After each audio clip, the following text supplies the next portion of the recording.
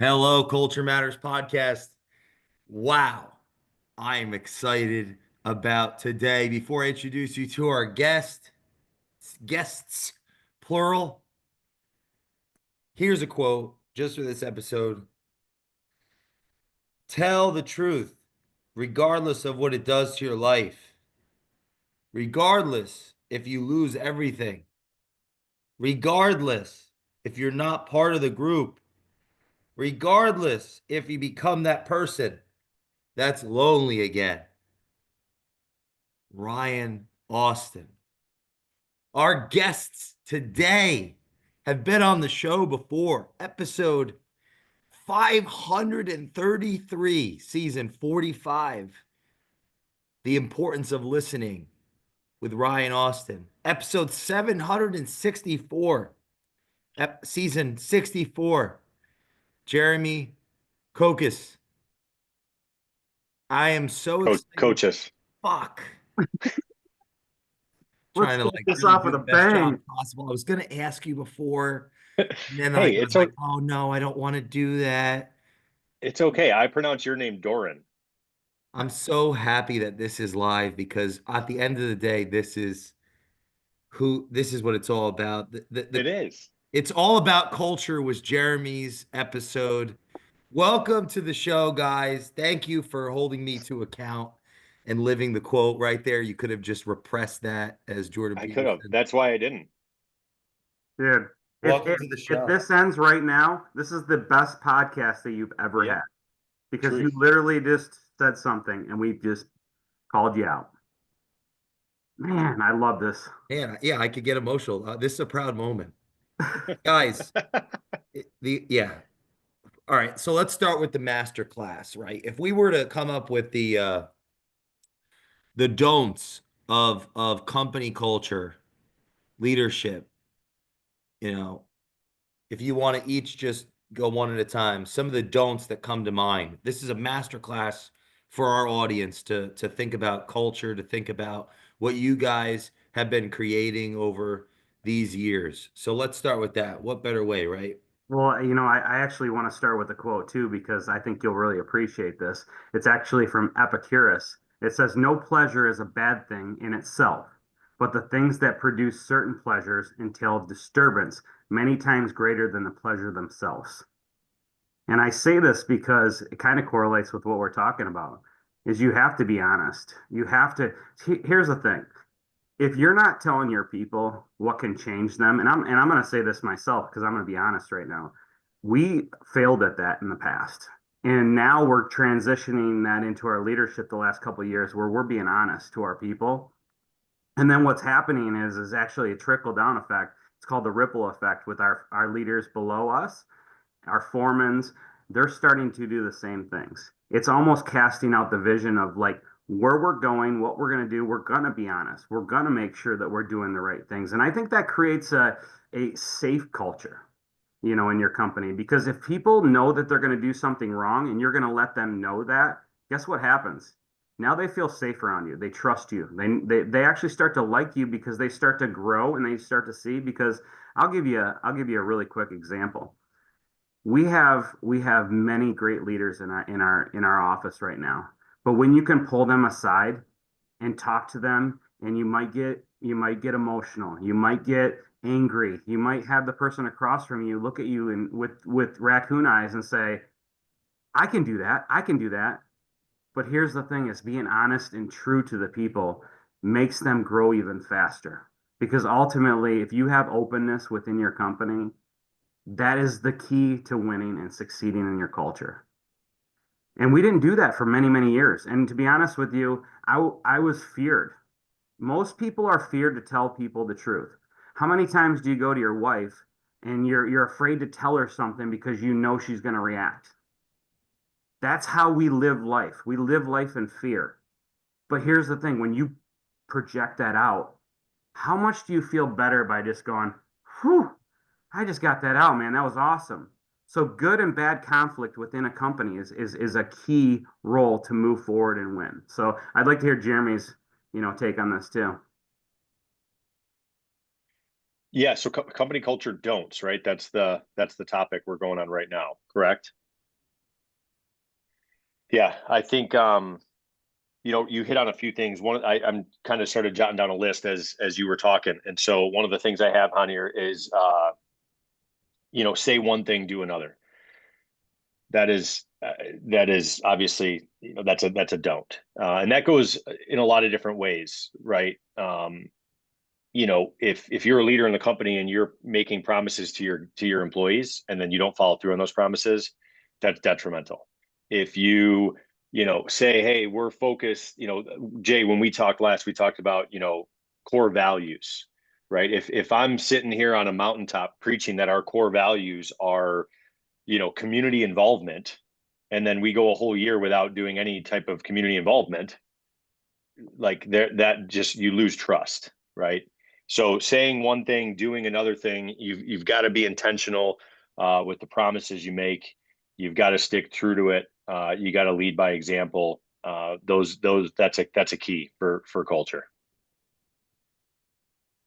I have more stuff, but I didn't know if we're going back and forth. We can go back and forth. I think another one would be for me, a really, really good one is not giving people the tools to win, holding people back because you feel that you're entitled to do everything yourself.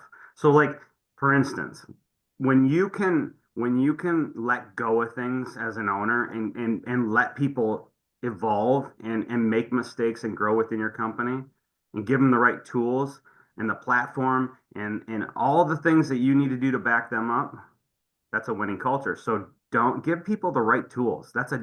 You cannot I cannot explain how important that is. You have to be there and give them the right tools to win. If they don't have the right tools, I mean, you can't turn a straight edge with a Phillips.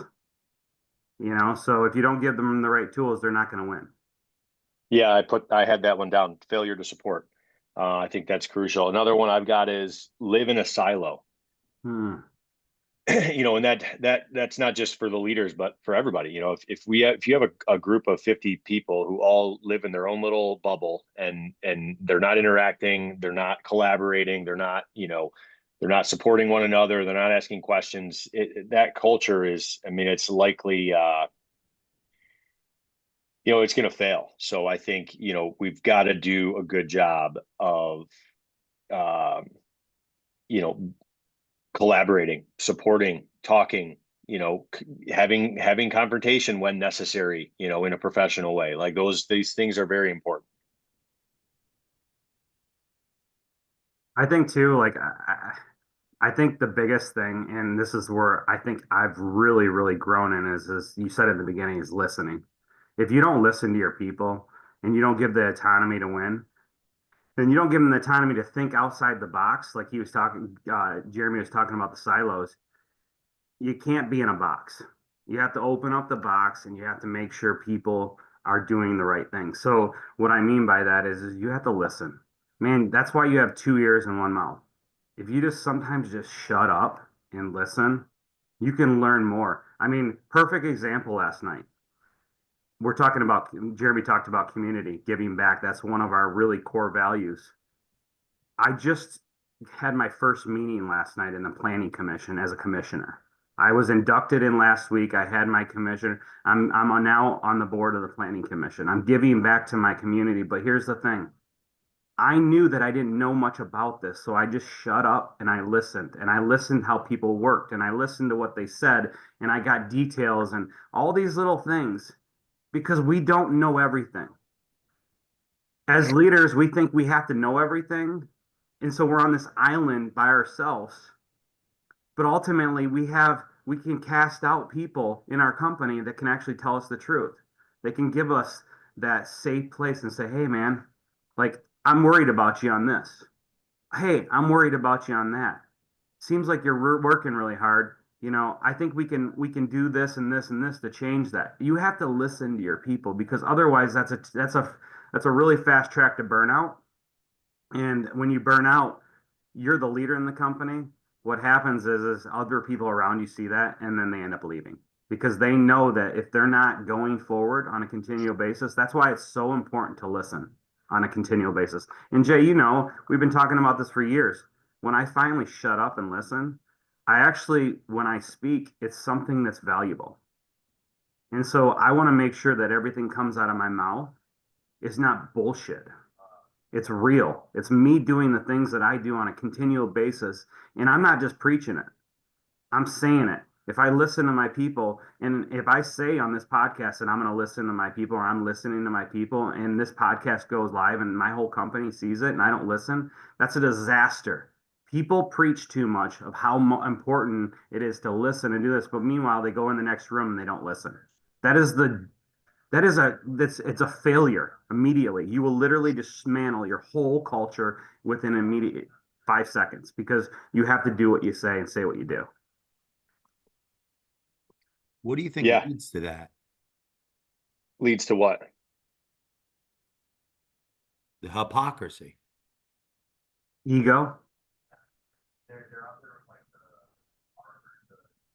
I mean, I think like if you're in an environment that's safe and really just open to growth, people that are around you seeing this that want to grow are going to grow. People that aren't growing and they look at you and they don't want to grow, they get scared. So then they take their foot off the gas. And then what happens is everybody's running a marathon by them, up front. And we're trying to pull these people back, but they're like, I'm done. I can't do it anymore. It's too hard for me. When things get difficult, people give up. But people that drive and go forward and move in a learning environment, they excel at a high speed because everybody else is pushing each other. Could you imagine? Brian says it all the time. He goes, "Listen, if we're gonna push a rock up the mountain, everybody has to do it. If you're doing it by yourself, you're only pushing up pebbles. But if you truly want to get to the top and really bring your people along, and what I mean by that is like one of my visions, and I say it all the time, is one of my visions is for everybody in our company to make 100 grand. That's the vision. That's me forecasting out. Like I don't care if it's a labor or if it's the guy that empties the trash. They're going to make 100 grand. And the reason why that is that's my vision because you have to cast out that because we are a selfless company. We want everybody to win. And when you put that in your company, good people come, bad people leave. So you asked what leads to the hypocrisy. I wrote down it could be multiple things. I don't think there's one thing. I think it could be some narcissism. I think it could be confusion. I think it could be a lack of awareness. I think Ryan, he's been very vulnerable about how he struggled listening for a long time.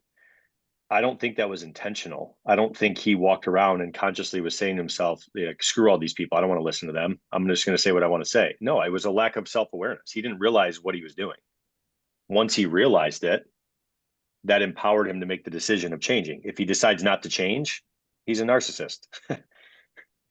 His ego's in the way, but he decided to change. He decided to work on that. So I think it could be a lot of those, a few different things that would lead to someone being, a hypocrite in any sense. We're talking about, listening and saying to listen, but then don't listen. But I don't know, Jay, what do you think? I want to make sure I got my notes straight here. Say one thing, the four pillars we so far, say one thing, do another. These are what undermines the culture. Don't give the right tools to the people. Live in silos.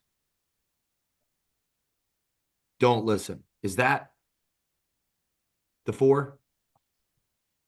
That's what we talked about. Yeah, I had one more was serve yourself and not others. Hmm. Is another one that I was thinking about. Why? Well, I think if you have a team, if you have a team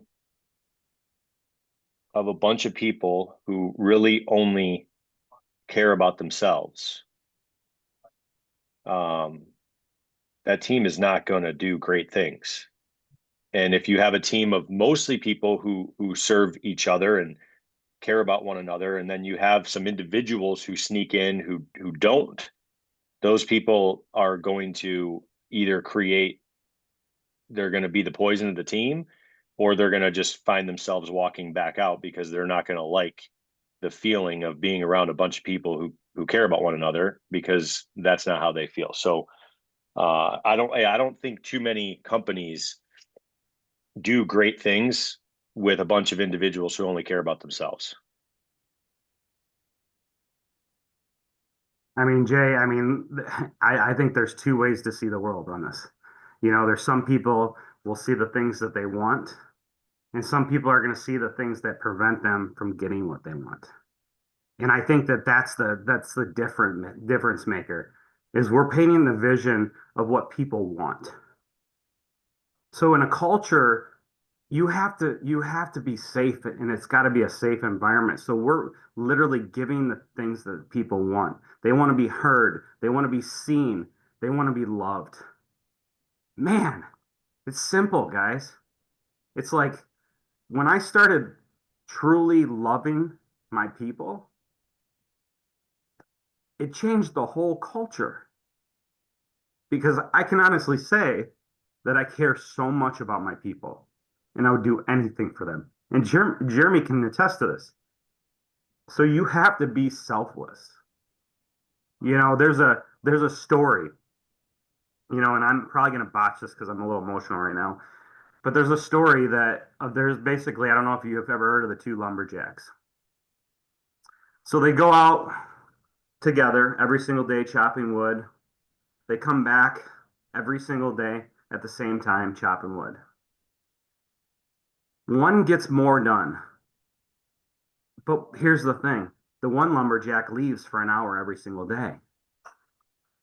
And they do this for months and months and months. And finally, the one lumberjack says to the other lumberjack, he goes, I don't understand you.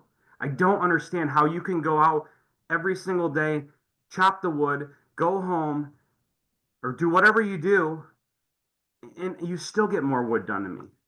And he goes, so where do you go? And he just, he said, he goes, I go home and I sharpen my axe. Huh.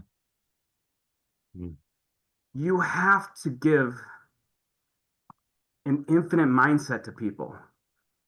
If you don't, you have to give people time to be themselves, to be able to learn, to be able to create a culture of safeness. And what I mean by that is people need time off. They need to see their family. They need to be a part of something. When you bring on people and you expect the world, you're going to lose everything you got. So you have to give people that freedom to be able to say, you know what? I can still be at my work and I can still give everything. But then I can go back to my home and I can give everything to my home because here's the thing, when you're having great times at home and everything's good, you come to work and everything's good. When everything's at work is great, you come home and give everything that's great. That's the difference in the culture, guys.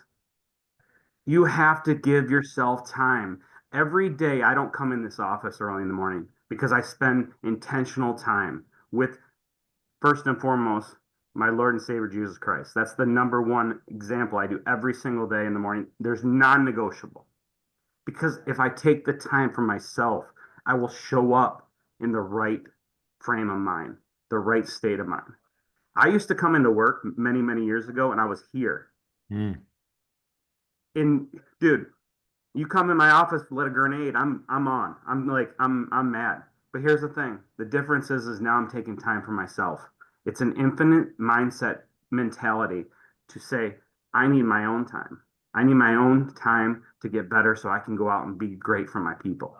That's the difference in the culture. If people don't do that, not saying that they're going to fail, but we're pushing a huge rock up the mountain. I mean, so big that it's maybe the size of this earth. Because ultimately, we want to take as many people as we can with us. Where does vision play into this?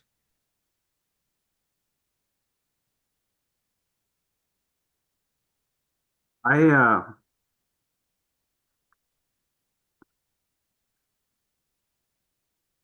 my vision comes from the depths, my heart. When I was a little kid, I used to be my dude, everybody used to say it. You're Ryan, you were the happiest baby. The vision is, and the vision forecast is everybody's got to be happy. Everybody's got to love what they're doing. Everybody's got everybody's got to be taken together. And what I mean by that is we're creating a vision of pure growth. Listen, that quote that I always say, one day or day one. We're not going one day somewhere. We started. Today's today one. Every day we get better and better and better and better and better. Each individual person. And if you can do that as a company, you're unstoppable. And that vision is forecasted throughout because guess what? Everybody's got a stake in everything. From how much money they make. Hey, we had 22 rain days last year. We left a $1.4 million on the table last year. Guess Wow. what? Who gives a crap about the $1.4 million? I care about how much the people lost in their income. Mm. That's the vision. It's not about me making 1.4. It's me saying, man, if they just did this many more days, they would have had 10 to 15 grand more. Maybe 20, maybe 50. That's the vision. Is I want my people to win at high levels. I How want to take, does I want to take somebody real quick. I want to take somebody that it came from here okay? and now they're here. Mm.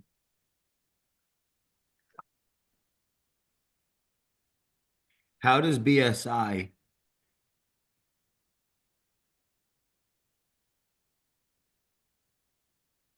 leave your customers better off than before they came into contact with you? I mean, I think, we talk a lot about this, about, serving our customers. And it's not, I mean, the fact of the matter is like in this market, I mean, I can't speak for every market out there, but I know most markets are pretty competitive. I mean, there are dozens of companies in our market who do what we do as far as paving and concrete. And I think to say that we are the absolute best at doing those things as far as quality of work goes, I mean, I think it'd be a little naive for us to say that out of 20 plus companies, like no one does it as good as we do it. There's plenty of companies who do good work. And to be honest with you, if you don't do good enough work on a regular basis, you're not going to exist. So it's kind of like the ticket of the it's like the entry point. You got to do good enough work. So for our customers to leave us, so to speak, or to become better or have a better experience with us, I mean, it's the things outside of the actual service. It's the communication, it's the transparency, it's the education. That's a big thing that we talk about with our sales staff and our the guys who are going out and actually interacting with the customers and proposing the work is, you know, go out there and educate them on what we do, educate them on how we do it, educate them on what could go wrong, educate them on how, when things go wrong, how we deal with it. And if we do that, we're going to find the right customers for us. Because if you got a guy out there who he doesn't care, I don't care, don't tell me all that stuff, just how much is it going to cost and when can you do it? That's not what we're looking for, because that's the same guy who, once the job's done, he's going to complain about this, he's going to complain about that, he's going to pay 60 days past, due, he's going to, those are the types of things he's going to do because he didn't want to listen. He didn't want to interact. He didn't want to collaborate. Like, we want customers who are partnering with us. So the way we leave them better is we do all those things, right? We communicate to them, we educate them, we answer their questions. When things go wrong, because they're inevitably going to go wrong, we make them right, and we tell our customers right out the gate, we're not perfect, right? This is construction. There's a lot of things that could go wrong on your project, and some things might, and if I sat here and told you that everything's going to be perfect, I'd be lying to your face, right? And so what we can do, though, is when things do go wrong, when mistakes happen, or when things out of our control, the weather, the material plant, when things, don't go as we plan, we'll communicate that to you and we'll figure out a way to make it right, so, and I think the customers that we want to work with, they appreciate that, they value that, and that's why it's a good relationship. I think Jeremy said it best, is they value it. I mean, it's like, what do your customers value the most? And I think that we get to choose who we get to work with. The customer gets to choose who they get to work with. We don't take that lightly. Because if we find a good customer that aligns with our culture and our core values, all that does is strengthen it. Because the guys are in the field, they're having people say, man, I've never worked with a company like this. And we could have a guy there for the first day, and he's hearing this from somebody that we're doing a job for. All that does is just build the culture. Man, I've never worked with a company that a customer came up and said how great we are. We get that at every single job. That makes me proud. That's makes the rock push up the mountain a lot easier. As an owner, you don't get compliments on yourself ever. Maybe once or twice a year. But the best compliment for an owner is listening to his customers about his people. Because that means at the top, you're running at all cylinders. Like, literally, when you're pushing that rock up the mountain, we talk about a lot. It's like going for 4th and 1, Dan Campbell style. We're going to go every single time 4th and 1, every single time 4th and 3. We're just going to keep pushing and pushing and pushing. And we are going to make mistakes, like Jeremy said. But it's how we handle those mistakes. That's how we become better relationship driven with our customers, because they know we're not perfect. We win jobs by going into customers and saying we're not perfect.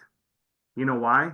Because all the other contractors say they're perfect. They never make mistakes. They'll take care of everything. Blah, blah, blah, blah, blah. That's impossible. It's impossible to be perfect at anything. Even LeBron James misses a couple shots. MJ misses a couple shots. In fact, MJ was so great, he could even play baseball and basketball. The problem is he wasn't good at baseball. He wasn't perfect. So if you think you're perfect, you got another thing coming, and you look in the mirror, because there's a lot of problems in this guy's face. I do a lot of wrong things, but it's how I handle those things. Not only with my customers, but what's even more important is being vulnerable with your people and apologizing in front of everybody when you're wrong. How do you do that? Simple. You put everything down and say, hey, I screwed up. I own it. And I learned a lot from this. And I appreciate all you guys, and I'm going to apologize to you for being an idiot. Because I should have did this, or I should have listened to you, or I should have did this, or I shouldn't have cut you off. I should have gave you autonomy to be able to do this. Because here's the thing, is if you shut people down long enough, they stop coming to you for great ideas, because you shut them down all the time. I talk about this a lot. When somebody comes to me for something, they better have a reason why they need it. And if it's good enough, guess what? Here's the tool. It's not about the money. It's about what it's going to do for the company culture and where it's going to go based on what it's going to do for every single person in the company, not just that one person, not just me. Because if I can give somebody $20 to go do something and the company rewards from that because it directly affects the company because now the company's making more money, that's what we do.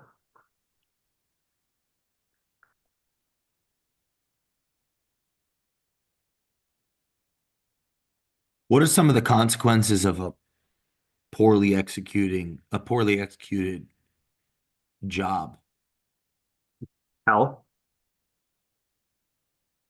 like, what do you mean? Like poor executed job that we do or poor executed job like in the company wise?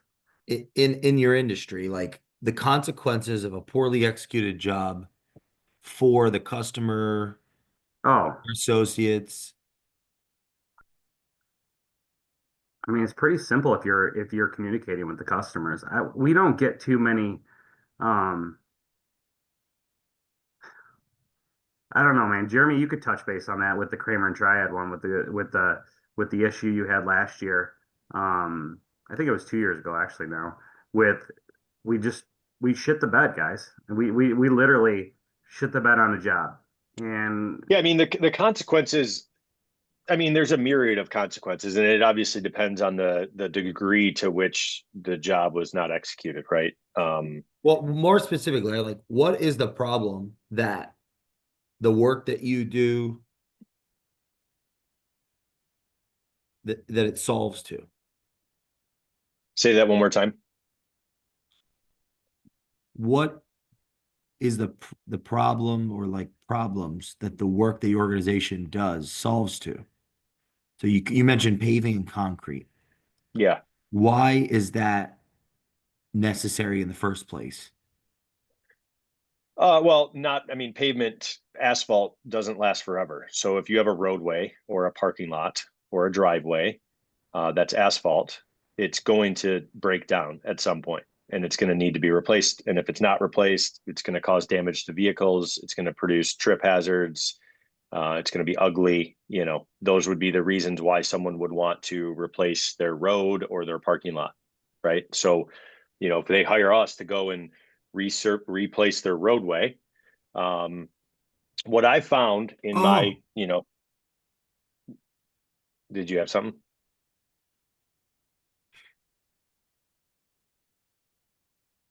what happens? What leads to strokes? What Isn't it leads to stroke? isn't it a clogged artery or something? Yeah. yeah, Aren't the roads our arteries of the culture? yeah, yeah. And if one gets clogged or broke up, it could cause a lot of damage, right? I'm late to work. There's no excuse. I'm fired. My kids doesn't go to the college they're supposed to. They become a dictator of a versus a doctor. I just like you said vehicles break down.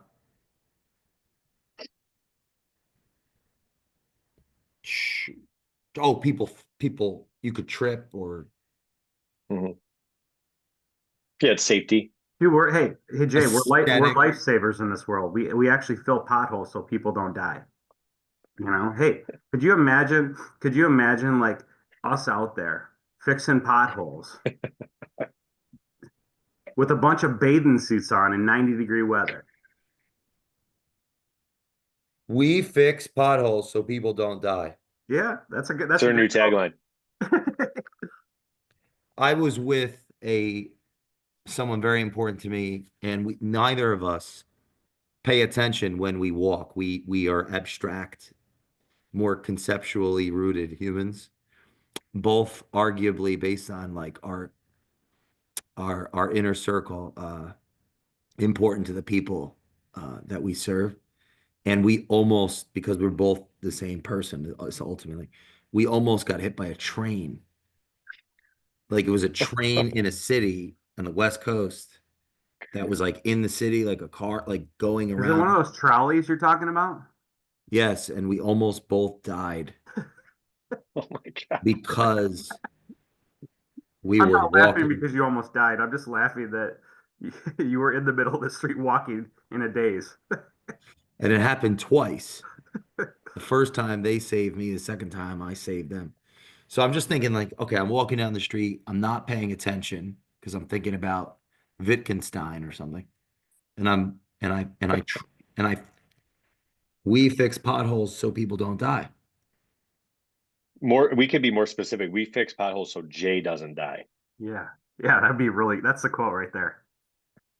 Jay from the Culture Matters Jay Duran, the podcast. pothole man. Yeah. Jay, hey, there it is. Your new nickname, Jay Oh, Duran, the pothole guy. I'm trying to, as a lay person, understand the purpose of the purpose of the business as a consequence to the why the industry exists in the first place. Well, listen, yeah. we pave roads. Spend some time in Michigan, and you'll understand why it's crucial to have asphalt paving companies, because every corner you turn, there's beat up roads, Hey, and Jay, Ryan jokes about this being our state flower is the this is the traffic cone. Michigan State flower because there's so many of these things and they never die. So if a flower doesn't die, I would assume that's the Michigan flower because, you know, it'll never die. How much how much does it affect the job if it's not like if it's done half the right materials aren't used, the labor isn't So congruent, like is it a 50% less time? The reason I'm asking is I'm trying to understand the half-life. Because if I understood correctly from your break, you said roads break down. So like they need to be replenished. So vehicles are better, the roadways are more clear, the aesthetically is because all those impact the culture, the community so like how often if we do our best job, best foot forward, it's like, all right, it's every 3 years. Well, if we don't do our best foot forward, it's like, oh no, 90 days later that somebody's gonna fall. So that was gotcha. what's the you know what I'm saying? Like, and then what are the factors that go into doing the best jobs possible? Yeah. So there are different levels of the scopes of work that we perform, right? So if we were doing like a full reconstruction of a parking lot or roadway, and that's done properly, that is going to last, it could last every bit of 20 plus years if it's properly maintained throughout those years. Wow. We have other scopes of work that the serviceable life, if properly maintained, might be more like 10 to 12 years. And then there could be like minor repairs, like we're literally going in to just fill one pothole, that type of fill, depending on what's used. I mean, it could only last a year or two, but we're talking about, if we're talking about a bigger, larger project where we're looking to get the customer another 10 to 20 years life out of this, you know what I've found, preparation, planning and preparation is key. So that's, for us personally, it's why our sales folks who are out assessing the project, selling it, they work closely with our project managers who are then working very closely with our crews to go out and perform, and properly communicating those channels and preparing for the job with whether it's the material that we're using, the equipment we're taking out there, how many days we give ourselves to do it. That's crucial because, yes, we're a business. We have to make money. So the things that might, in this industry, that might cause a job not to go super well is, maybe it's like, hey, we got to start another job tomorrow. So if we don't get this one done, we can't start that one. We're going to lose money. So then they start rushing, they're cutting corners, they're not doing things the right way. And then that job doesn't get executed at the highest level, right? That could be one cause of why a job doesn't go very well. You might not have the right guys on your team, and that's where culture comes in. If we have a culture of like, no, we're here to work together, we're here to serve our customer, and people are bought into that, you're going to have less mishaps on the job because they actually care about what they're doing. If you've got a bunch of individuals who are chasing a paycheck and that's all they care about, you're going to have more corners are going to be cut. You're going to have things that are forgotten down the road. What I've noticed in the couple, just the few years that I've been here and dealing with customers and working, because again, not every job goes perfectly. The biggest things that cause disruption with customers, it's not the lack of quality, it's the lack of communication, and it's the lack of integrity. That's what causes the bigger disruptions with the customer. If we make a mistake and we are transparent about it, we own it, we offer a solution, almost always the customer respects that, and they're willing, they're interested and willing to work with us again down the road. It's the times where if you're not transparent, you're not forthcoming with it, you don't offer a solution, you try to push it off on somebody else, that's when the customer loses trust, they lose interest in ever working with you again. So I don't know if that kind of answers where you were, the question that you had, but that's what came to mind for me when you asked that, of just, it's, in this field, it's very rare that a job gets like completely botched. You know what I'm saying? Like yes, mistakes happen, but very rarely are we going in to do a job where we're supposed to be giving a 20-year solution and we only give a 2-year solution because we did such a bad job. Like that doesn't happen very often, because you don't have guys out running the machine who have never run the machine before. Like they know what they're doing. It's usually more of a 10 to 20% gap of fulfillment. And Now, those things are I have a usually, question about yeah. 20-year. If let's say if I'm providing a 20-year solution, what incentive do I have to care about the relationship? I may never see this person again. I got it. Well, Oh, yeah, boy. go ahead. Well, if you do integrity plus people equals great roads. Integrity plus people equals great roads. That's the solution. If you have integrity throughout your company and you have people and you have the leader at the most, where perfect example is Jeremy had a job and we didn't like the job, what it looked like, but the customer didn't even know, had no idea. But the integrity plus people equals great parking lots, great roads. So we went back and we fixed what we had to without even being asked. That is integrity, because it cost us money to go back. It cost us. But here's the thing. We didn't even have to tell the customer, because that's the expectation we have. Now, it might not be perfect, but we're giving our best foot forward. And that's really, I think, I mean, I want to hear from Jeremy, but I think that's one of those things. Yeah, I mean, I think integrity is a huge part of it. It's like it's the right thing to do. It's the right thing to do a good job, regardless if there's any upside on the other side of that, other than just, them paying for the job, right? But to go beyond that, I mean, yeah, it's like in business, reputation is huge. So even if this customer is not going to hire us to do a job for potentially 10 to 20 years, we want their good graces. We want them, telling their neighbors, their friends, their coworkers that, oh yeah, you need your parking lot done. Sweet. Yeah, BSI did a great job on ours.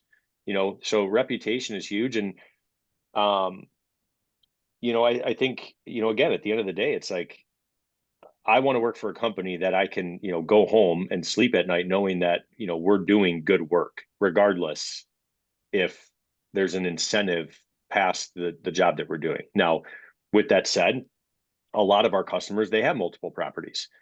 So they don't just own or manage one property. So there are other jobs out there. And that's another incentive of, hey, this parking lot might not need to be redone for 20 years, but the other one is going to need it in 2 years. And if we want to serve that customer again, well, yeah, we got to do a good job. We got to communicate throughout, and we've got to give them a reason to call us back and give them less reasons to call somebody else.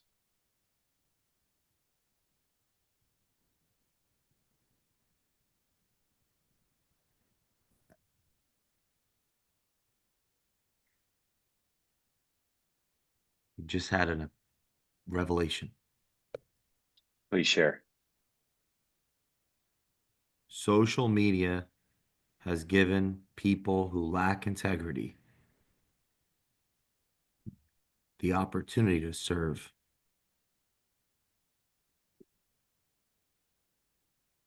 Because inherently, the assumption of our listeners would be that we have the answers they're seeking. That's why they're listening to this. They don't know me, you, you. They haven't spent any time in my home. Yeah. The reason this is a really powerful conversation. I would looked up the definition while you were talking of integrity. The quality of being honest and having strong moral principles. Characteristics, honesty, always telling the truth regardless of the circumstances. Accountability, owning up to mistakes and learning from them. Respect, having respect for others. Taking responsibility for one's actions. Being patient with others. Working hard to achieve one's goals. Being graceful in one's actions. There's this idea of wholeness with this integrity. But this is just the conversation.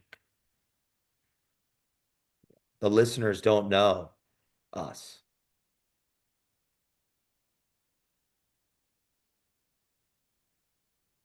So, yeah, Yeah, I think we have, integrity is everything. That's the foundation of culture.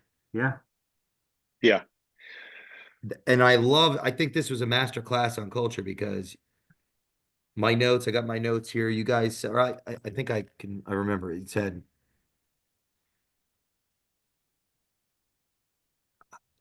this is my interpretation of the first one you said, doing what you say you were going to do, or actions incongruent with words and thoughts. That's foundational to integrity.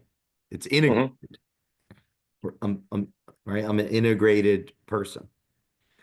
You Well, said, here's the thing with integrity, Jay, is if people say, if I were to say something in my company, okay, and I didn't do it, I might be able to apologize once for doing something, but if it's a continual basis, everybody would leave.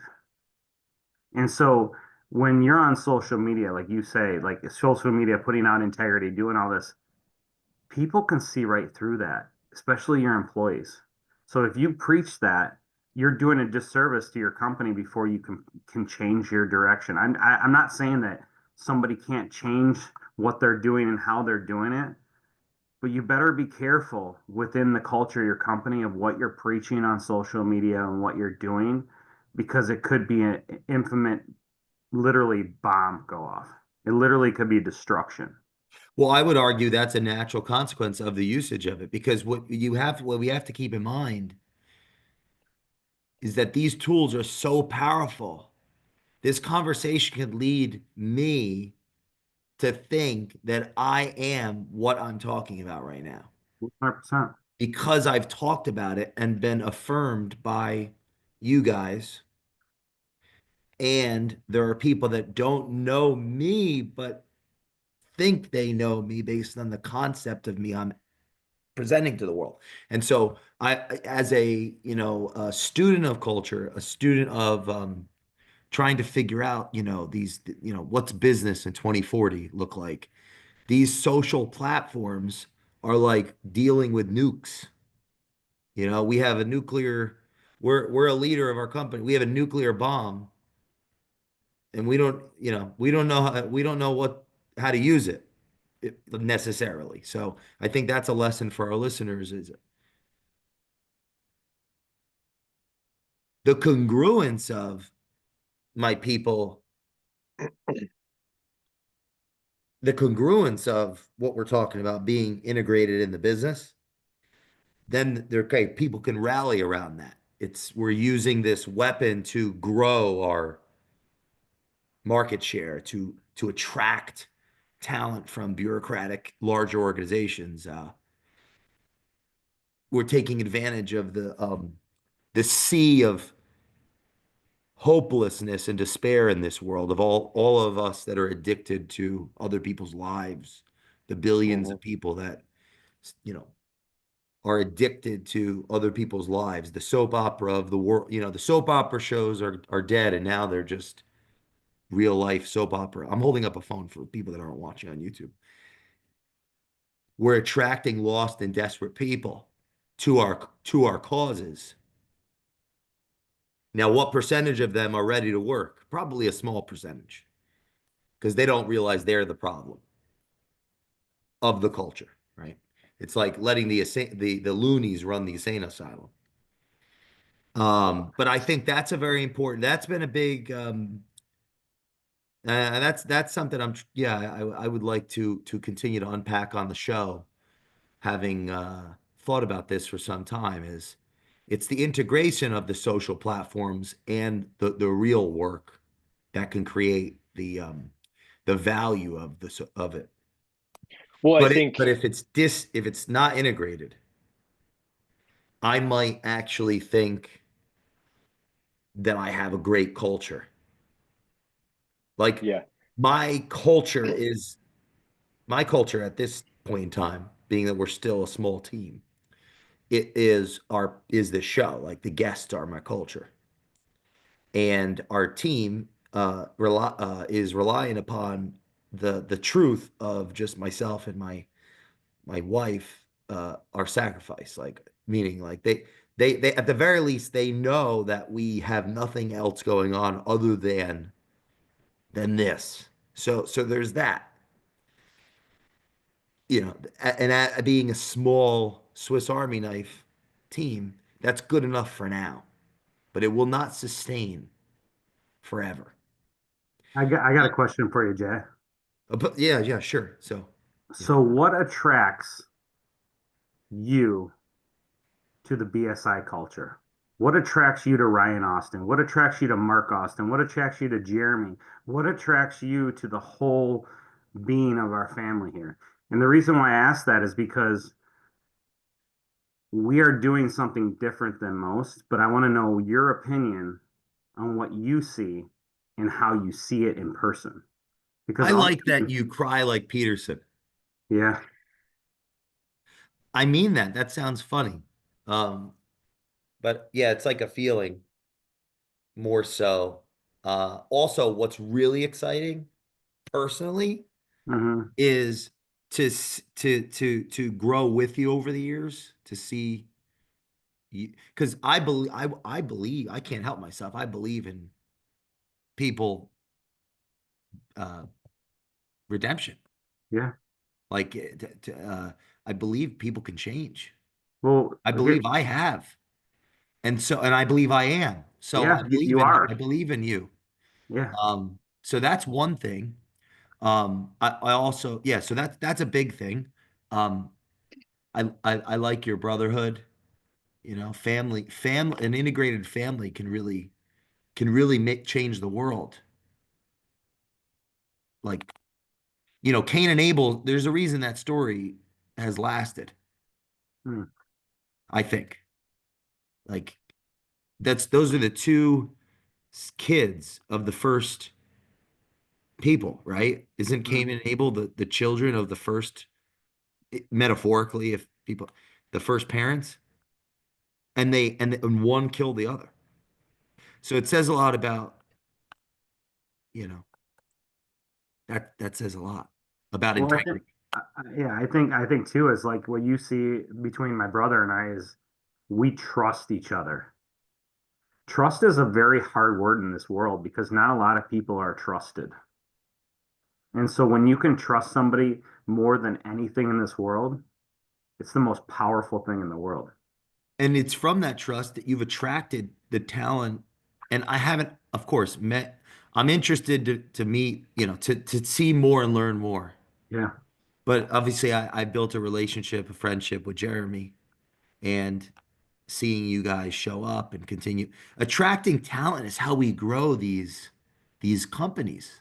hmm It's attracting talented people that say, you know what? Like, for example, when before my wife was my wife, she was someone else's amazing, addition to their team.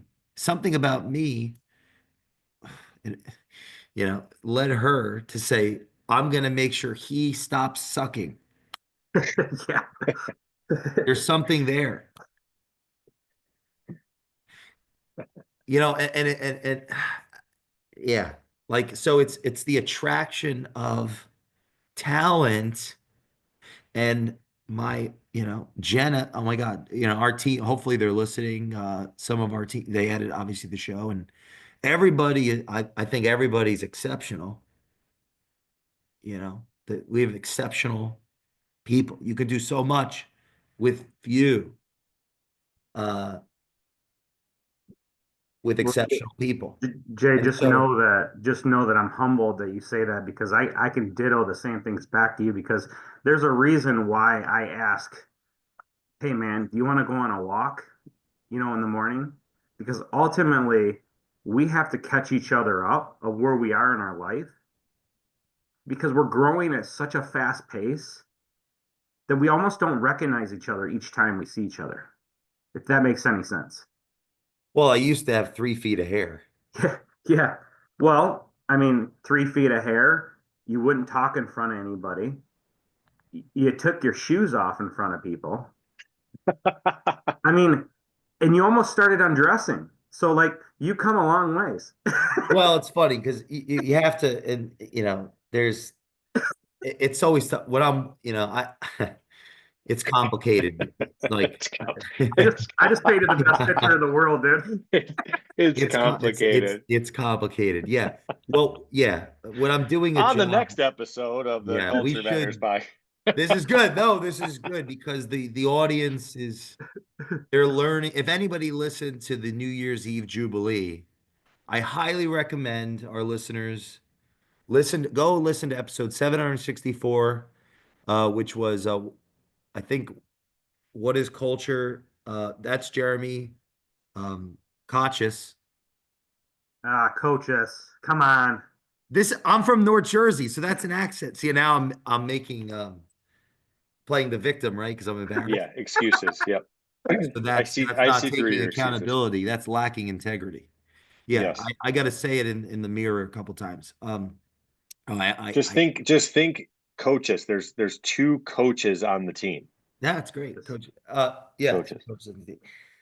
in episode 533, the importance of listening, Ryan Austin, and I challenge our listeners. They want to, dang, what episode? I think it'll be important really quick. They're in order, guys. They're in order. For anyone interested, the I'll just pull this up real quick.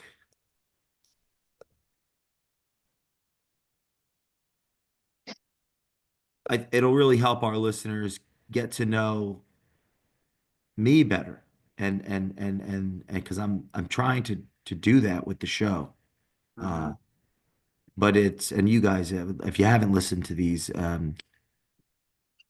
it's episode 7. Here it is. Episode 768. It's a New Year's Eve palooza. That's 4 a.m. 5 a.m. is 769. 6 a.m.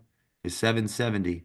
7 a.m., 8 a.m., 9 a.m., 10 a.m., 11. Every hour, every episode is all in order, all the way until 9:38 p.m., episode 782 of the Culture Matters podcast. I challenge our listeners to go listen to our guest episode 764 and 533. Ryan Austin and Jeremy Kochis. See, I'm practicing. 2 coaches. Yeah.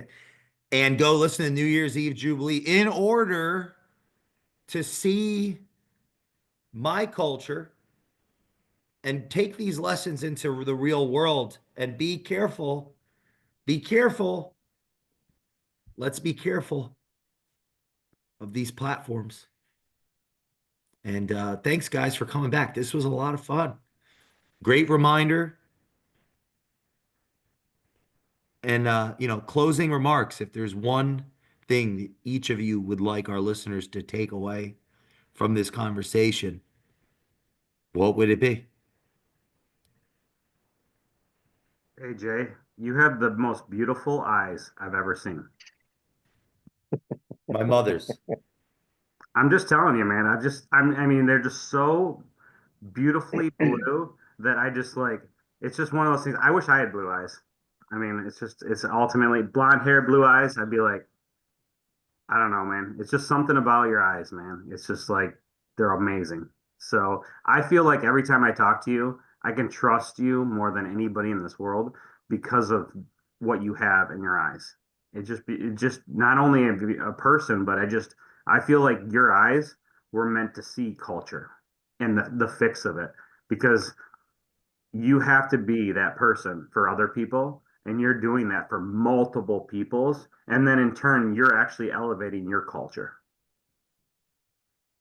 So that's really my advice, you know, and my best advice because ultimately you have to see in others what they don't see in themselves. Hmm. Uh, I don't know how to follow that, Jay. I mean, I could, find something else about you to compliment, but you know, I did about 50 push-ups before this show. it's Uh, 50 now. Wasn't it 30? See, progress. Yeah, I like it. Yeah. No, I mean, I think just everything we talked about, I think what comes to mind for me as a like a summary or a takeaway is let's just let's be intentional. Just be intentional with what you're doing, with what you're saying, what you're consuming, how you're living. Like that, I think is just, it's important. I think it's easy, I fall victim to this. I catch myself, but I think it's easy for all of us to just constantly be chasing different people, different things, all this stuff. And next thing you know, we look back and we're like, holy crap, like what did I feel like I've just been all over the place. So it's just like take the time to figure out what's important and be intentional as you go out into the world and onto the interwebs. Amen.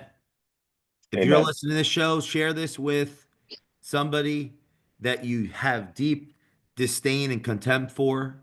Love your enemies. And we will see you next time on the Culture Matters podcast.